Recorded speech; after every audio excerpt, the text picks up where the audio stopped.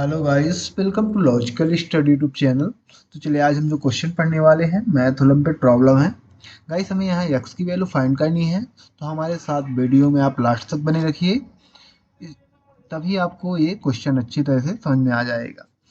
सबसे पहले हम अपना क्वेश्चन लिख लेते हैं। सेम हमें अपना क्वेश्चन लिखना है। क्वेश्चन है 3 की पावर x प्लस 2 प्लस 3 की power x equal 10 divide by 81 है ना। अब ये एक्सपोनेंशियल इक्वेशन दिख रहा है ना आपको, एक्सपोनेंशियल इक्वेशन है मैथ ओलंपियाड में। यहाँ गाइस आप एक चीज नोटिस करोगे कि यहाँ एलएचएस साइड की जो हमारी बेस है वो समान है। बेस क्या है? इक्वल है।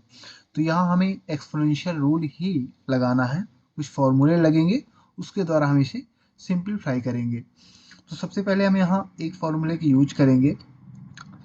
यदि a की पावर n इंटू ए की पावर m है तो बेस समान होने पर पावर आपस में ऐड हो जाती है, तो ये हो जाता है a की पावर m प्लस n। अब इसी फॉर्मेट में ये आपको दिख रहा है 3 की पावर x प्लस 2 है ना। इसका फॉर्मूले के हमारे RHS फॉर्मेट में दिख रहा है, इसे LHS फॉर्मेट में हमें है ना सेट करना है। तो हम इसको लिख सकते हैं 3 की पावर x इंटू 3 की पावर 2 प्लस 3 की पावर x सेम लिखेंगे इक्वल 10 डिवाइड बाई 81 सेम लिख लेंगे RHS साइड में। अब यहाँ आप देखोगे बेस समान है 3 तो यदि इनको है ना इनको सॉल्व करो तो सेम आ जाएगा। बेस समान होने पर पावर ऐड हो जाएगी तो x प्लस 2 सेम आ जाएगा। ठीक ना, यहाँ ये रूल लगा।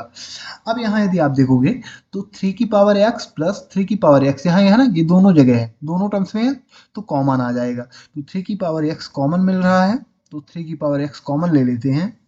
तो ब्रैकेट के अंदर बचेगा, ये पूरा निकल है ना, ये पूरा बचा, 3x निकल गया, तो 3 की पावर 2 प्लस 3x यहाँ से निकला 1 बचा, bracket close equal 10 divide by 81 same लिख लेंगे RHS साइड में। अब यदि ब्रैकेट को सॉल्व करोगे तो 3 की पावर 2 यानी 3 का 2 टाइम मल्टीप्लीकेशन है, तो 3 की पावर x सेम लिखेंगे, और इसको हम लिख सकते हैं 3 की पावर 2 को 9 प्लस 1 ब्रैकेट क्लोज इक्वल, इसको हम सेम लिखेंगे है ना 10 डिवाइड बाई 81। अब यहाँ इसको प्लस कर दो और ब्रैकेट ओपन हो जाएगा। प्लस करने पर ये आ जाएगा 3 की power x into 9 plus 1 10 equal 10 divide by 81। ठीक है ना, ब्रैकेट अभी क्लोज हो चुका है। ठीक है ना, ओपन हो गया। अब ब्रैकेट ओपन करने पर हमारे पास क्या है 3 की पावर x इंटू 10। अब आप जानते हैं तो 3 की पावर x का कोफिशिएंट है 10 है ना, गुणे की संख्या कहलाएगी। तो गुणे की संख्या ना कोफिशिएंट हमेशा जब हम अपोजिट साइड में ले जाते हैं तो मल्टीप्लाई में जाएगी, डिवाइड के है ना, कहाँ जाती है? बटे में जाती है। और बटे की संख्या क्या है यहाँ अपोजिट साइड में 81, तो इसके मल्टीप्लाई में जाएगी है ना, गुणांक में। तो गुणे की संख्या कहाँ आती है? अपोजिट साइड में बटे में जाती है। तो हम इसको लिख सकते हैं 3 की power x equal 10 divide by 81 into 10। अब यहाँ आप देखोगे 10 से 10 कैंसिल कर दो, 10 से 10 कैंसिल कर दो, तो क्या बचेगा हमारे पास 3 की power x equal 1 divide by 81। ठीक है ना, ये हमारे पास अभी बचा हुआ है।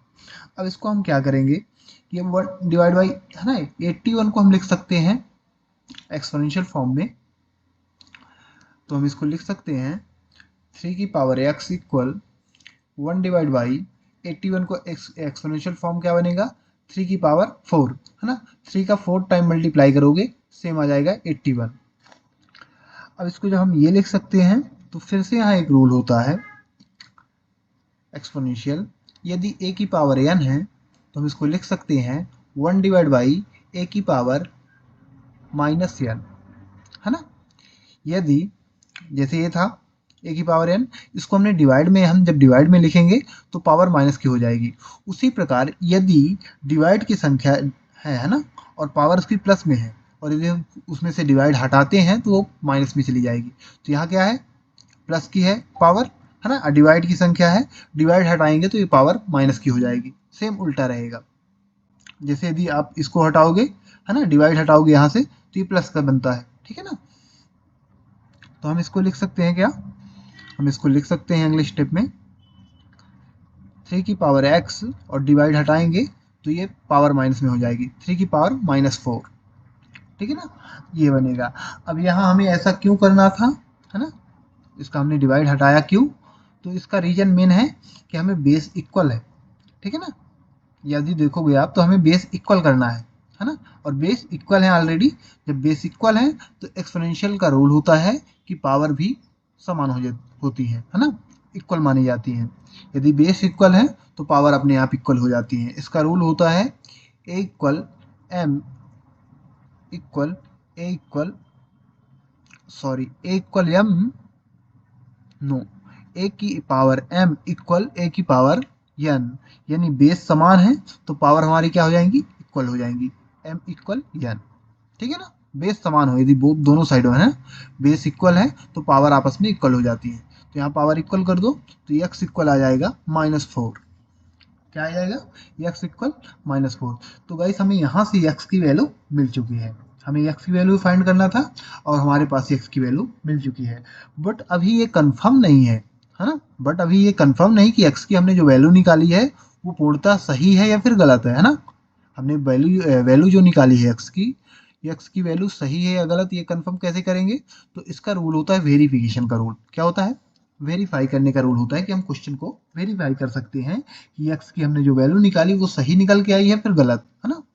तो इसका रूल क्या होता है, सेम अपना पहले क्वेश्चन लिखते हैं, है ना, और क्वेश्चन में x की जगह हम x की वैल्यू पुट करके, है ना, अभी हमें x की वैल्यू मिल चुकी है, x की वैल्यू क्या मिली है, x इक्वल -4।